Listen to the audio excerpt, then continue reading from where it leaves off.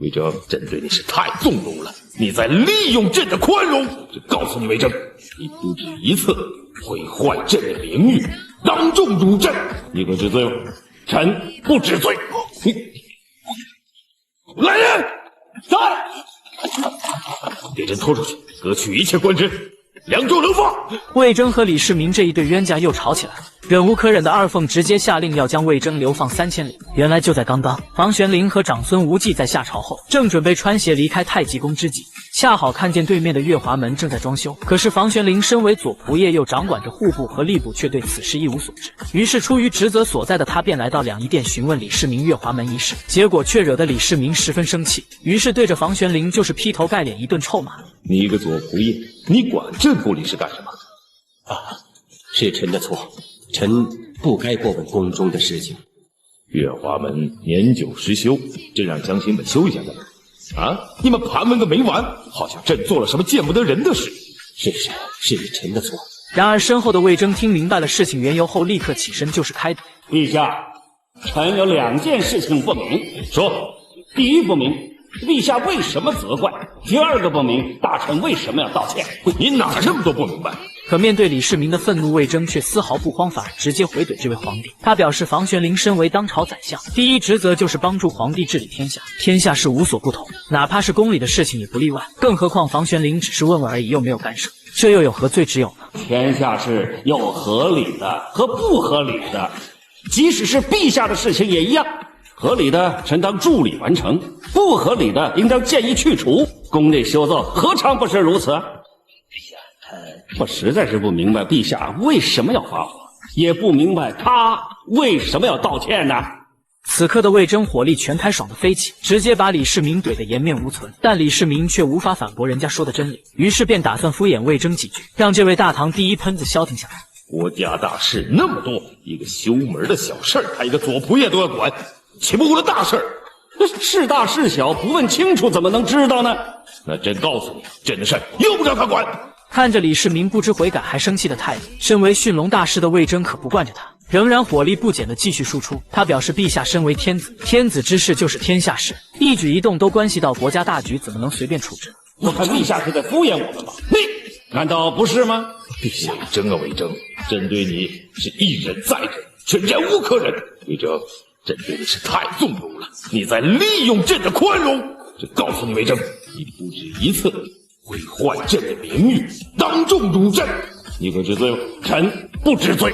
李世民彻底被魏征怼破防了，估计开天辟地以来，自己是唯一一个被臣子指着鼻子骂的皇帝了。忍无可忍的他彻底爆发。来人，在！给朕拖出去，革去一切官职，2州流放。闻听此言，魏征却表现得很是淡然。可是被李世民骂得最惨的房玄龄却慌了神，他当即跪下替魏征求情。房玄龄认为，如果仅仅因为一扇门就把魏征流放了，今后怎么让天下的忠良信服陛下？那到时候朝廷就只剩下阿谀奉承了。魏征是一片忠心，只是处事的方式有些欠妥。陛下，求您就饶了他吧。李世民听后也逐渐冷静了下来，但是内心还是觉得十分委屈，想哭。自己身为大唐皇帝，却3番5次的被一头倔驴骂得下不来台，这换谁也受不了啊！见此，长孙无忌也立刻上前轻声劝说，让这位妹夫控制一下情绪，并且高情商的遣散了在场的全部人员，给好面子的李世民留一个台阶。怎料其他人都非常识趣的起身离去，唯独这铁头的魏征像头降鱼一样死活拽不走。走啊！李世民转身一看魏征没走，也是无语至极，自己已经做出让步了，这魏征到底还想干什么？难不成还想让自己给他道歉吗？你怎么还不走啊？臣觉得陛下有话没说完。难道你还等着朕给你道歉吗？朕今天还就有一件人情事跟你说。魏征，这朝廷上上下下，朕最听谁的？魏征却胸有成竹地表示，陛下只听正确的意见，错的话无论是谁来说都不能听，而凡是正确的东西，不论是谁都应该加以鼓励。那你为什么偏偏跟朕过不去？然而面对李世民的疑问，魏征也有着自己的说辞。他润了润嗓子后，表示自己所说言论所作行为都是严格按照遵从皇帝礼仪来进行的，参拜陛下3呼万岁，谢恩拜乳，每一条礼仪自己都是按规定严格遵守。李世民听后就更纳闷了，既然你魏征懂得那么多礼仪，为什么就不懂得给他这位皇帝留点面子？每次都要在大庭广众之下怼得自己下不了台。直接把我的皇帝脸面摁在地上疯狂摩擦。然而面对李世民的抱怨和疑问，才思敏捷的魏征却直接反问李世民。这朝廷之上，君臣商议国事，本就是大臣在帮助皇帝治理国家。那么从皇帝的角度来说，他的职责是治理国家；而从臣子的角度出发，他的职责就是协助皇帝。既然皇帝在尽职尽责的治理国家，那么臣下是不是也应该要全力尽责，为皇分忧呢？当然要尽责。可是臣下有不同的看法，却不直接说出来，这臣下还叫尽责吗？眼看李世民被说得无言以对，魏征不再说道理，而是直接到反天罡的给李世民画起了大饼。这朝堂之上，君臣之间如何能做到君臣知无不言？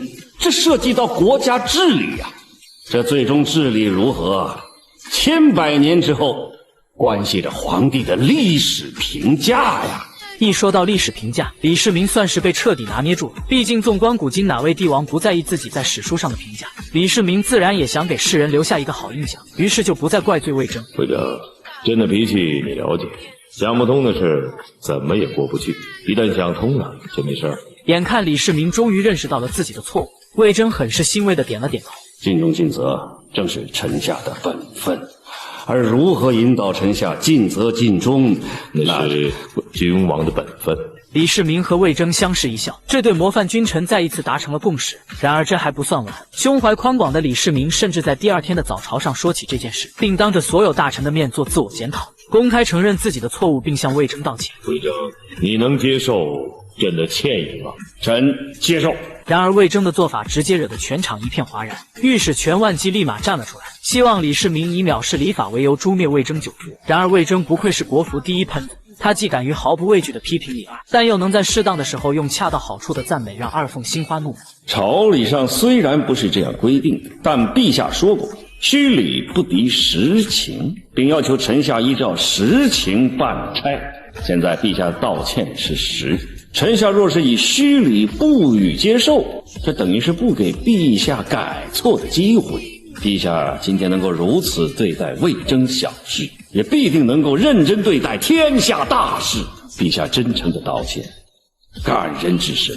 臣下若虚礼应付，无谁欺呀，欺天乎！魏征那震耳发聩的发言让所有在座的文武官员陷入了沉默，而李世民尽力压抑自己的感动，然后用平静的语气下旨：此魏征200匹绸缎，臣不敢接受，这是无功受禄。魏征，你兢兢业业，以诚相待，在朝廷树立了正气，这是无功吗？这是大大的功劳啊！谢陛下。然而就在大唐君臣十分和谐之时，这边的吐谷浑又不安分，他们和大唐联姻没多久就露出了小人本性，动不动就袭扰大